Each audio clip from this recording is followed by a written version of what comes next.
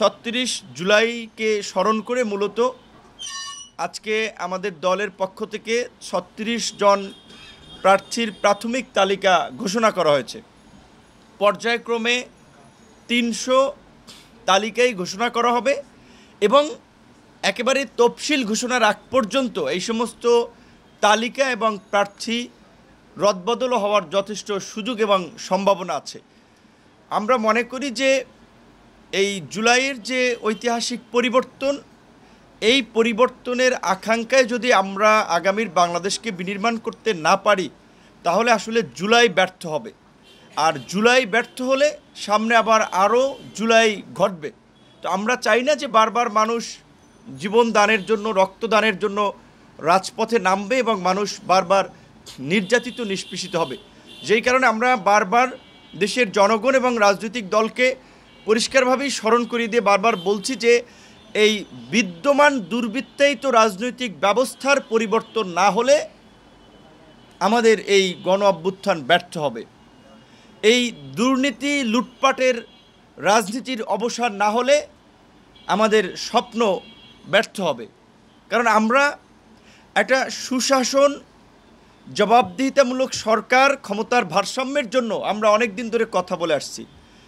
যেই কারণে আমরা বলছিলাম যে এই যে আমরা একটা গোটা রাষ্ট্র ব্যবস্থার পরিবর্তনের আমরা সুযোগ পেয়েছি, আমরা রাষ্ট্র পুনর্গঠন করতে চাই।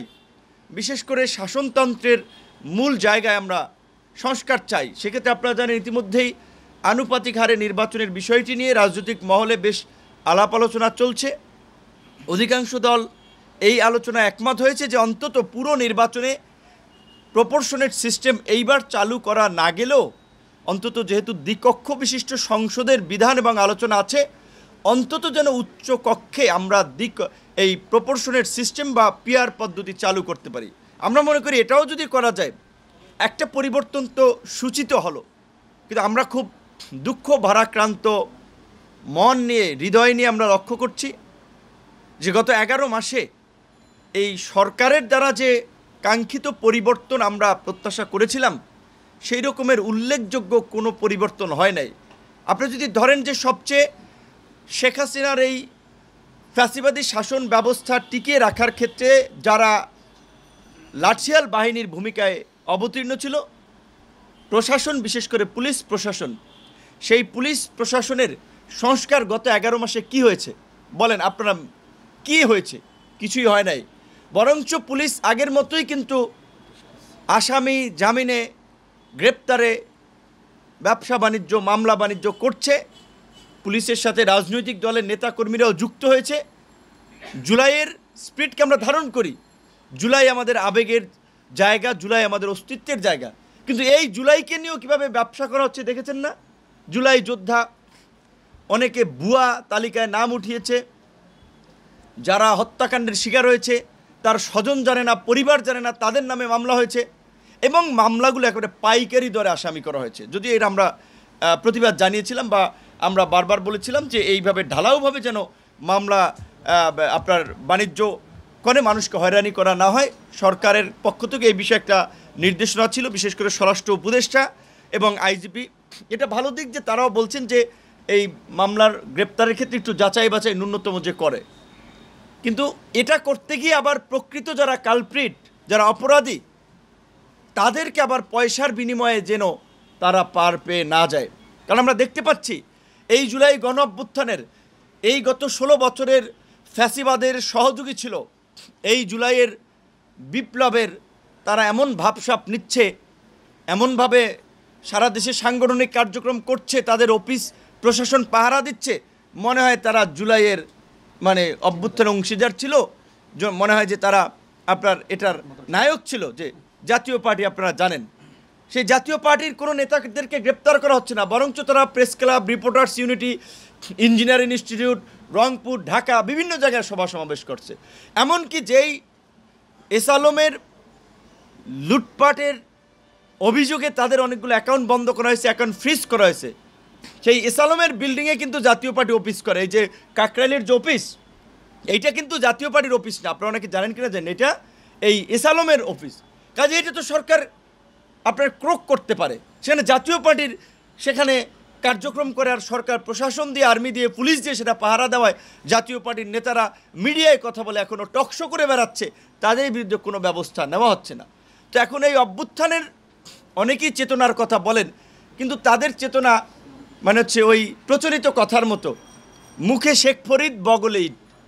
তারা সবাই ফ্যাসিবাদের পতন চায়, ফ্যাসিবাদকে বিচারে মুখোমুখি করতে চায়, কিন্তু তলে তলে অনেকেই ফ্যাসিবাদকে পুনর্বাসন করছে, জায়গা দিচ্ছে এবং রাজনীতিতেও বিভিন্নভাবে স্পেস দিচ্ছে। কারণ জাতীয় পার্টি নিয়ে কোন কোন দল সোচ্চার অবস্থান নিয়েছে, কোন দল জাতীয় পার্টির কার্যক্রম নিষিদ্ধ চেয়েছে।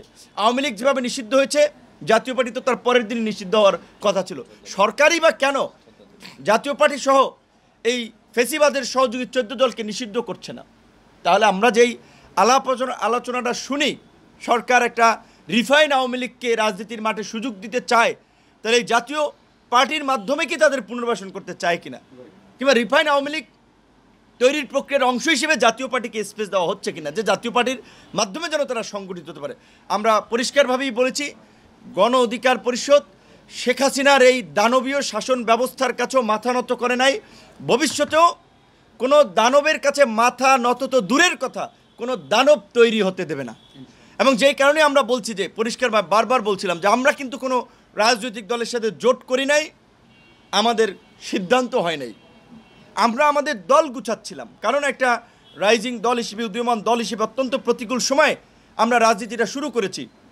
আমরা জানেন যে আপনারা সারা দেশে সভা সমাবেশ করে বেড়াচ্ছি, হয়তো আমাদের রাষ্ট্রীয় পৃষ্ঠপোষকতা নাই, আমাদের দল থেকে কেউ তথ্য উপদেষ্টা নাই, আমাদের দল থেকে এলজিডি উপদেষ্টা নাই, আমাদের দল থেকে প্রধান উপদেষ্টার বিশেষ সহকারী নাই, মোদ্দা কথা আমাদের দলের কেউ সরকারেও নাই। যেই কারণে হয়তো ব্যবসায়ীরা আমাদের পৃষ্ঠপোষকতা করতেছে না, বা কিংবা ব্যবসায়ী মাফিয়াদের মধ্যে যারা গণমাধ্যমে নিয়ন্ত্রণ করছে ওইভাবে আমাদের কাভারেজ দিচ্ছে না, কিংবা সরকারের নির্দেশনা নাই যে আমাদের কাভারেজ দেওয়ার, কিংবা আমাদের নিয়ে কেউ লিখছে না যে এদের কার্যক্রমকে একটু ফুটিয়ে তোলা দরকার। যেই কারণে আমরা বলছি, সরকারকে জিজ্ঞাসা করছে, আপনারা শুনেছেন যে সরকার একটা অভ্যুত্থানের সরকার, যার মূল ভিত্তি ছিল জনগণ এবং রাজনৈতিক দলগুলোকে নিয়ে শুরুর দিকে সর্বদলীয় বৈঠক করেছে।